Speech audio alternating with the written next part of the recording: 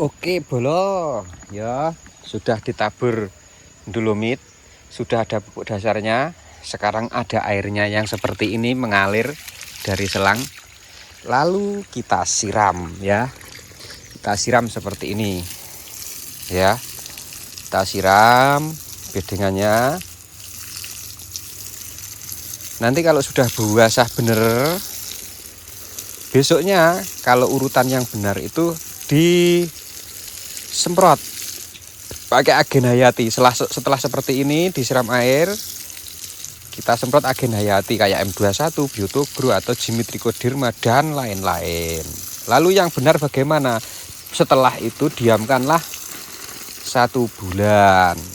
Kalau soal dolomit sama pupuk dasar, kalau yang benar itu harusnya dolomit dulu baru pupuk dasar. Tapi kalau yang ngawur-ngawur kayak saya, wis gak peduli mana yang dulu, wis blegudeg dadi siji, ya wis wegah misah-misah ya ben bar-barno arep piye-piye. Wis pokoke ngene iki pupuk dasar ana, dolomit ana. Mari ngene tak siram banyu. Besoknya disiram pakai agen hayati yang benar. Diamkan sebulan, setelah itu baru ditanami. Tapi kalau mau tanam cepat, yang disemprotkan besok bukan agen hayatinya. Akan tetapi kalau mau nanam cepat itu yang disemprotkan duluan malah fungisida, Pak. Habis disiram kayak gini, langsung disemprot pakai fungisida racikan ngawur saja. Lah terus agen hayatinya nanti dikocorkan nyusul setelah ada tanamannya. Tapi hasilnya beda. Tetap bagus yang dispray agen hayati dulu terus didiamkan sebulan, itu hasilnya lebih bagus. Tapi kalau yang seperti ini sama-sama aman, cuma kecepatan daya pertumbuhan tanamannya lebih lambat daripada yang didiamkan 1 bulan. Itu ya. Kalau soal jamurnya aman karena kita setelah spray ini kita siram air, kita spray pakai fungisida. Apalagi fungisidanya racikan ngawur. Wih, ngeri belum. Bes. Ini loh caranya. Nah, ya wis kayak gue karek gini aja. Kamu mau pilih yang mana? Yang SOP benar atau SOP ngawur ya. Kadang ya pakai yang benar, kadang yang ngawur juga dipakai. Ya, seperti itu. Saya pun begitu kok.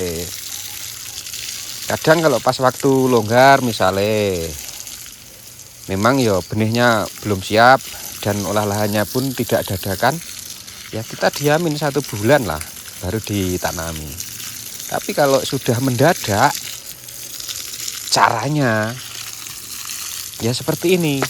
Bikin bedengan, tabur dolomit, pupuk dasar, lalu disiram air kayak begini, langsung disemprot pakai fungisida racikan ngawur. Lah setelah disemprot fungisida racikan ngawur, 2 atau 3 hari kemudian baru kita tanami, sudah beres.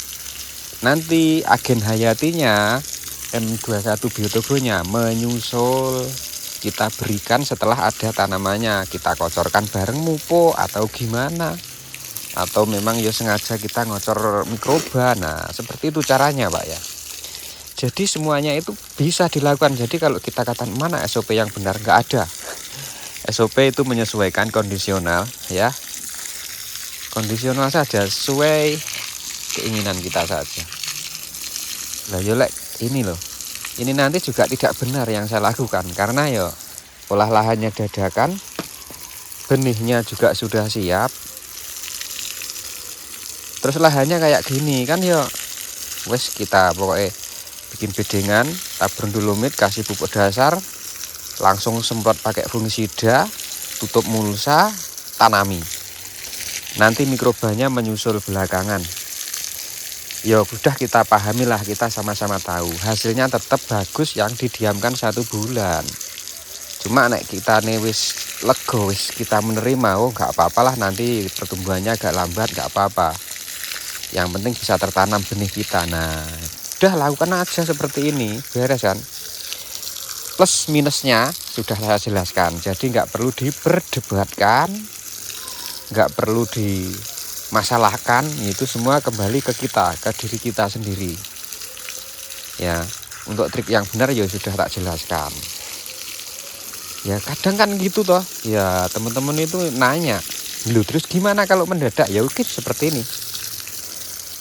Yang mendadak seperti ini. Kalau memang waktu dan memang kondisinya memenuhi, ya wis diamkan sebulan, difermentasi dulu lahan.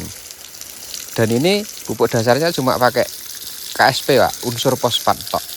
Nggak ada kohe. Ya, cuma unsur fosfat tadi yang saya taruh di situ KSP. Kebetulan yang saya punya fosfatnya KSP ya. Boleh nggak Pak pakai yang lain? Boleh. Misalnya TSP 46, 36, Terpipos dan lain-lain itu bisa saja. Sesuai apa yang Anda yakini saja. Mau pakai kompos lah, pakai kompos harus pendiaman lah. Pakai kompos pendiaman. Pakai kompos pupuk dasarnya kalau nggak didiamkan tetap berisiko. Gasnya itu loh.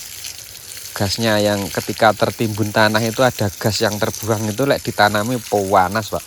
Biasanya mati. Tapi kalau cuma pupuk dasarnya pakai fosfat ya langsung aja. Intinya begitu. Aku pernah nyoba dulu itu pakai kohe tapi dadakan kayak gini. Sudah saya kasih aplikasi ya fungisida, tetap aja karena apa penyebabnya bukan bakteri, bukan jamur penyebabnya. Layu itu. Gas pembuangan amoniak dari dalam kohe itu yang membuat kebakar. Ya. Kalau pakai kohe tetap harus pendiaman ya, ingat itu. Kalau pakai kohe tetap pendiaman. Ya, fermentasi menghilangkan gas amoniaknya biar nggak ngebakar batang-batangnya, batang bibit cabai yang baru ditanam. Tapi kalau pupuk dasarnya cuma NPK, kayak KSP, TSP, bebas lah. Ya, kita pakai trik ngawur aja. Contohnya ya sudah saya kasih contoh seperti ini. Nek hasil ojo mbok padakne Pak, ya hasilnya memang beda. Kita akui bagus yang benar-benar didiamkan daripada yang dadakan. Kalau hasil kita hanya nanam, kita rawat, kita jalan sesuai ya kemampuan saja dulu. Baru kalau nanti tanahnya sudah benar-benar matang, kita gas. Pupuknya aman kayak gitu loh. Ya, terus kadang itu teman-teman mau nanam itu gelang-gelang karena tanahnya nggak disiram.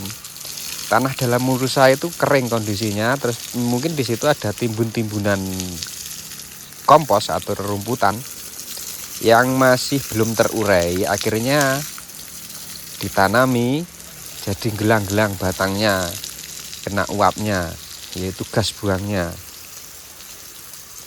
Mending ini wae. Kan gampang loh, kita tinggal nunggu aja kok. Mosok gak kanten loh. Kayak gitu loh bro, nanti kalau nanam siram dulu. Kalau biar gak gelang, mode cepat, udah pakai pupuk dasar TSP wae, ben cepet. Gak pupuk kompos tetap lama, nggak bisa. Bikin bedengan 2 hari 3 hari ditanami nggak bisa kalau kohe. Tetap beresiko pada kelayuan. Wis resikonya Pak. Pokoknya kohe minimal sampean diamke 1 bulan. Lebih dari 1 bulan justru lebih bagus. Intinya begitu. Oke, terima kasih kawan-kawan. Kita sambung di video yang selanjutnya ya. Kita teruskan. Angel soalnya dulu kalau kita itu bikin konten sambil bekerja itu susah karena tangan satunya pegang HP, satunya pegang selang kayak gini. Oke, tak matikan dulu videonya.